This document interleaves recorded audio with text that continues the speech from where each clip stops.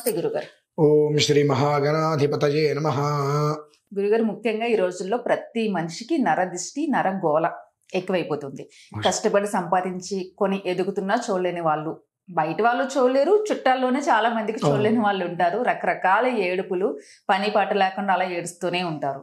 నరదిష్టికి so ఖచ్చితంగా మనకి అంటారు కదా మన పెద్దవాళ్ళు అంటూ ఉంటారు. కాబట్టి సో మనం కష్టపడి ఎదుగుతున్నప్పుడు మన దారిలో ఎవరైనా అడ్డొచ్చి ఇలాంటి నరదిష్టి నెగిటివ్ స్ప్రెడ్ చేయడం, మన మీద రూమర్స్ క్రియేట్ చేయడం, రకరకాల పనులు చేస్తూ ఉంటారు కదా. వాళ్ళ పని వాళ్ళని చేసుకున్నామంటే అవంతా కష్టపడి జెన్యూన్ గా బ్రతుకుతున్న వాళ్ళ దగ్గరికి రాకుండా మనల్ని మనం కాపాడుకోవాలంటే ఏదైనా మార్గం చెప్పండి గురుగారు. తప్పకుండా అమ్మా. ఈ నరదిష్టి, నరదృష్టి, నరఘోష అనేవి మనకు స్వతహాగా ఎప్పుడు వస్తాయనంటే ఒక రకంగా మనకు ఎదుగుదల ప్రారంభమైనప్పుడు, నిజమే, ఏదో ఒక రకంగా మనకు ఎదుగుదల ప్రారంభమైనప్పుడు మనకు తెలియకపోవచ్చు, ఎదుటి మనిషి గమనించేస్తాడు, పసిగడతాడు. వాళ్ళ పని అదే కదా, ఎవరు ఎదుగుతున్నారా చూద్దామా, లాగుదామా కింద. అప్పటి వరకు ఎలా ఉన్నాము, మనకు ఎదుగుదల వచ్చినప్పుడు మనం ఎలా ముందుకు వెళ్తున్నాము అనేటువంటిది ఆటోమేటిక్ గా మన వాళ్ళే, బయట వాళ్ళు కాదు, పసిగట్టేస్తారు. ఆహా, వీడు ఎదుగుతున్నాడు, వీడు బాగుపడిపోతాడు అని వాళ్ళు ఊహాత్మక శక్తికి వచ్చేటువంటి ఆలోచనలకి వీళ్ళు నలిగిపోతారమ్మ పాపం. ఇదొకటైతే మరికొంతమంది ఎట్లాంటి చావు చేస్తారో వాళ్ళు. అదేంటండి, మీరు వేద పండితులై ఉండి అందరినీ ఆశీర్వదించే వాళ్ళండి, ఎలాంటి చావు చేస్తారో అన్నారు ఏంటండి, అది తప్పు కదండి అనిపించచ్చు. తప్పు కదమ్మా. ఎందుకంటే నేను బాగుండాలి, ఎదుటి వాళ్ళందరూ నాశనం అయిపోవాలనేటువంటి మనస్తత్వం గల వాళ్ళు చచ్చిపోవడం మంచిది. వాళ్ళకి ఎటువంటి నీచమైన చావు వస్తుందో నేను షాపులో ఒక గ్లాసులో నీళ్ళలో పసుపులో నిమ్మకాయ అనేటువంటిది అంత బయట ఉన్న నెగిటివ్ మొత్తం లేకుండా తీసేసుకుంటుంది. వీళ్ళు ఏం చేస్తారు, ఇవాళ రాత్రికి ఇవాళ ఉదయం పెడతారు, రేపు ఉదయం తీసుకెళ్ళి రోడ్డు మీద పోసేస్తారు. అంటే అన్ని రకాల నెగిటివ్లు వెళ్తే అది తొక్కిన వాడుకో ఎవరికో 10 మందికి పట్టాలి, నేను మాత్రం బాగుండాలి అనేటువంటి మనస్తత్వం అత్యంత నీచమైన మనస్తత్వమా, మంచి మనస్తత్వమా అని మనం ఆలోచించుకోవాలి. నేను తిట్టానని కదమ్మా, అక్కడ ఆయన కోపం ఎక్కువ, కోపిష్టివాడు తిడతాడు, ఎందుకు తిట్టానంటానికి ఒకటి ఆలోచించుకోవాలి. అంతకు మించి పేడపురుక్కన హీనంగా బ్రతుకుతారు కొంతమంది, పేడపురుక్కన హీనంగా బ్రతుకుతారు కొంతమంది. వాళ్ళకి ఎటువంటి దారుణాతిదారుణమైన చావు వస్తుందా అని ఎదురు చూస్తూ ఉంటా. ఆ జాతి వేరే ఉన్నారమ్మా. వాళ్ళు మంగళవారం, ఆదివారం, అష్టమి, అమావాస్య ఇవి వచ్చినప్పుడు గుమ్మడికాయ, కొబ్బరికాయ, ఎర్రటన్నం, కుంకుమ కలుపుతారు. కొంతమంది ఏదన్నా రక్తం తీసుకొచ్చేసేసి కోడితో మేకతో రక్తం తీసుకొచ్చి కలుపుతుంటారు, ఎర్రటన్నం. దాంతో దిష్టి తీసి, అంత ఉప్పు వేసి దిష్టి తీసి 4 రోడ్ల కోడలిలో పడేస్తారమ్మా. భూత ప్రేత పిశాచ బద్ధ బ్రహ్మరాక్షసాది భూతగణాలన్నిటికీ కూడా అది ఆహారం, భూతగణాలకి అది ఆహారం. ఇలా దిష్టి తీసేసి నడి రోడ్ల కోడలిలో పడేసినప్పుడు ఏ బస్సులోనో ఏ కారులోనో ఎవరో ప్రయాణం చేస్తుంటే అవన్నీ తొక్కుకుంటూ వెళ్ళిపోతారు. అది ఎంత వాళ్ళకి శారీరకంగా మానసికంగా హింసకి గురవుతారంటే జరిగింది ఏంటో తెలియదు. రక్తహీనత అంటారమ్మా. అంటే మనిషి దిట్టంగా ఉన్న మనిషి కూడా తెలియకుండా సన్నబడిపోతూ ఉంటాడు. ఇలా ఉన్నటువంటి మనిషి ఇలా అయిపోతుంటారు. ఎన్ని హాస్పిటల్కి తిరిగి ఎన్ని చెకప్ చేయించుకున్న అంత బాగానే ఉందండి, ఇబ్బంది లేదండి అంటారు. ఆస్తి మొత్తం పోతుంది, మనిషి మాత్రం బాగుపడ్డు. ఇవి లోపల ఒక రక్తగానం మొత్తం తీసేస్తూ ఉంటుంది, అంత రక్తహీనత చెందుతూ ఉంటారు వీళ్ళు. అంటే ఎదుటి మనిషి ఎలా చచ్చినా పర్లేదు, మనం బాగుండాలనుకునేటువంటి వాళ్ళకి మాత్రం నేను కోరుకోవటము నీచమైన చావు రావాలని కోరుకుంటాను. ఆ చావు చూసి ఇంకొకరు అటువంటి పని చేయాలని భయపడాలని కోరుకుంటాను. నేనైతే తప్పు లేదు, నన్ను 100 మంది అనుకోనండి, 10 మంది బాగుండాలంటే ముందు నువ్వు బాగుండడానికి ప్రయత్నించే. నేను బాగుండడం కోసం నలుగురిని నాశనం చేస్తాను కరెక్ట్ కాదు కదమ్మా. ఇది ఒక విధానం. ఇదైతే ఇవి ఇద్దరు ఇబ్బందులు పడుతూనే ఉంటారు పాపం. మరి ఎలా బయటపడాలి ఏంటి? ప్రతిదానికి మనం పూజలు పునస్కారాలు చేసుకుంటానికి డబ్బు ఎక్కడ ఉంటుంది మనకు? ఉంటుందమ్మా? ప్రతిదానికి డబ్బు ఉండదు. ఒక మూల మార్గం అన్వేషణ ఉండాలి.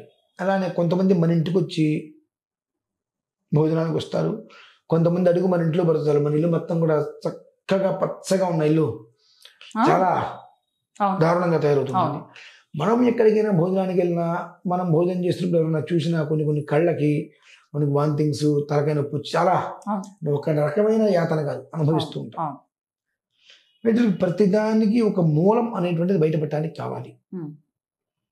ఎక్కడ చూసినా 100కి 98 మంది దాదాపుగా నరదృష్టి నరఘోషతోటే, ఈ ఏడుపులతోటే జీవితం అస్తవ్యస్తమైపోయి ఎదగలేక ఎదుగుతున్నారంటే వాళ్ళు చేసేటువంటి ప్రక్రియలకి మానసికంగా శారీరకంగా కృంగిపోయి సూసైడ్లు కూడా మాకు కొంతమంది చేసుకోవడం మనం చూసాం. ఏం చేయాలో అర్థం కాక.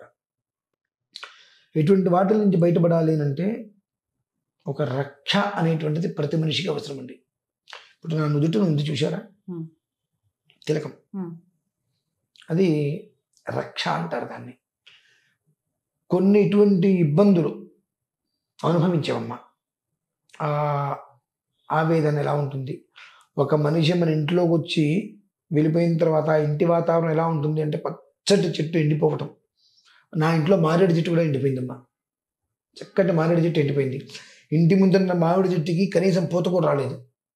అంటే ఏ స్థాయిలో అంటే బహుశా నా ఇంటి ముందు మారేడు చెట్టు పూత, మామిడి చెట్టు రిపీట్, నా ఇంటి ముందు ఉన్నటువంటి మామిడి చెట్టు పూత కూడా రాకుండా ఆగిపోయింది, మూడులాగా ఆగిపోయింది. ఇంటి ముందు ఉన్నటువంటిది అటొకటి ఇటొకటి 2 ద్వారాలకి. ఇటువైపు ఉన్నటువంటి మారేడు చెట్టు పూర్తిగా ఎండిపోయింది కనుక బహుశా ఆ దోషం నా 2 తీసుకుంటే నేను బ్రతికున్నా. లేదంటే ఏం జరిగేది నాకు తెలియదు. అటువంటి దాని నుంచి మనిషి తనను తాను కాపాడుకొని తన కుటుంబాన్ని కాపాడాలంటే ఇలాంటి ఒక రక్ష అయితే అవసరమమ్మా. నేను అది దృష్టిలో ఉంచుకొని సర్వకాల సర్వావస్థలు ఎందు ఒక రక్ష అనేటువంటిది నుదుటని పెట్టుకోగలిగితే బొట్టు, అది ఆ కుటుంబాన్ని కాపాడగలగాలి అన్న ఉద్దేశంతో చక్కటి కొన్ని మూలికలు వేసి ఆకర్షణ, మనం చేసేటువంటి వృత్తి యందు జనాకర్షణ ధనాకర్షణ కలిగి ఉండాలి. అలాగే మనకు ఎటువంటి నెగిటివ్ అనేటువంటిది మన దగ్గరికి రాకుండా ఉండాలి అని చెప్పి నేను బొట్టు తయారు చేస్తాను అన్నమాట.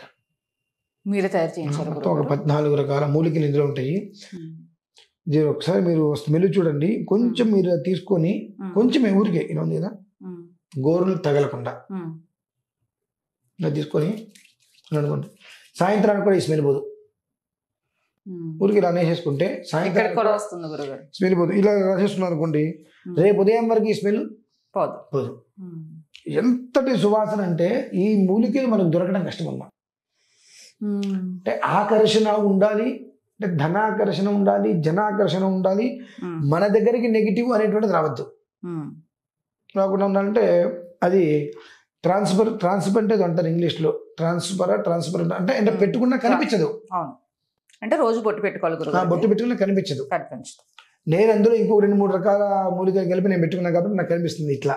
అవును, గ్రీన్ కలర్ లో కొంచెం. ఇది నార్మల్ గా కనుక మనం పెట్టుకుంటే కనిపించదమ్మా.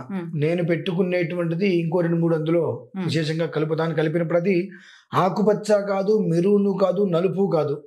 ఈ మనకి మరకత శివలింగం చూపించాం కదా, ఆ మరకత శివలింగం అలా ఆకృతిలో ఇది మనకు బొట్టు ఉంటుంది. Dark green. ఎప్పుడు కూడా మనం పచ్చగా కలకలాడుతూ ఉంటాం. అలానే మన పరిధిలో ఎప్పుడు కూడా ఎలాంటి నెగిటివ్ మనకు తగలదు. అలా అది ప్రతి మనిషికి ఉపయోగపడుతుందమ్మా.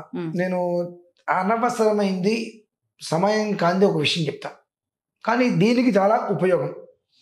అది క్రిస్టియన్స్, ముస్లిమ్స్, హిందువులు 3 ఉన్నారు మనకు.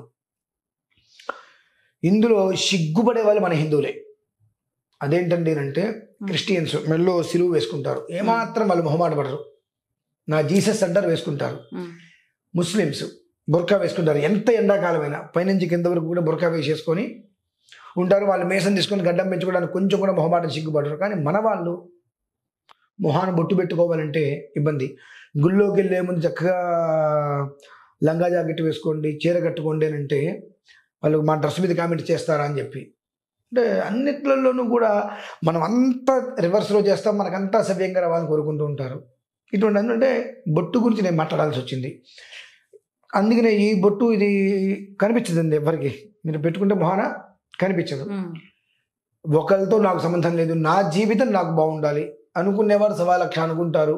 నేను బాగున్నప్పుడు 100 మంది చప్పట్లు కొట్టారు, నాకు నష్టం వస్తే గ్లాసులో మంచి ఎవరు ఇవ్వలేదుగా, అటువంటి వాడు ఏమనుకుంటా నాకు ఎందుకు అనుకుంటే దీన్ని కూడా అందులో మిశ్రమం చేసి నేను అందిస్తాను. చక్కగా పెట్టుకుంటే ఇలా, దానివల్ల మన చుట్టూతో ఎప్పుడూ కూడా వజ్ర కవచంలా అది మనల్ని కాపాడుతుంది, రక్షణగా. అయితే ఫోన్ చేసిన ప్రతి వ్యక్తికి నేను ఇవ్వను. అంటే ఏమైనా అర్హత ఉండాలండి. ఆ బొట్టు పెట్టుకోవడానికి ప్రధానమైన అర్హత గోల్డ్ ఉండకూడదు చేతికి. ఎందుకని గురుగారు? నఖము అంటారు వీటిల్ని. ఈ గోరు అనేటువంటిది చేతికి పెంచకూడదు, కాలికి తుంచకూడదు. చేతికి కనుక గోరు పెంచితే నెగిటివ్ ఎక్కువగా అది స్వీకరించేస్తుంది. ఎక్కువగా ఎక్కడున్న నెగిటివ్ మొత్తం కూడా గోరు స్వీకరిస్తుంది. మనం దేవాలయానికి వెళ్ళి ఇలా నమస్కారం పెడితే ఈ దుచ్చిదడికి భగవంతుడి యొక్క పాదాలకు వెళ్తుంది. ఇది ఇది ఇది ఇది నాభిస్థానం, హృదయస్థానం, ముఖస్థానానికి చూపిస్తాయి. ఇది మనకి ఇక్కడ చూపిస్తుంది. ఆ శక్తిని 4 రకాలుగా తీసుకొని బటన్ వేలుగా మనకు ఇక్కడి నుంచి లోపలికి పంపించాలి. భగవంతుడి దగ్గర ఒకసారి నమస్కారం ఇలా చేయంగానే ఒక రకమైన వైబ్రేషన్ మనకు వస్తూ ఉంటుంది. సో అలా పెట్టినప్పుడు ఈ యొక్క గోరు ఉండటం వల్ల ఎలాంటి శక్తి మన దగ్గరికి రాదు.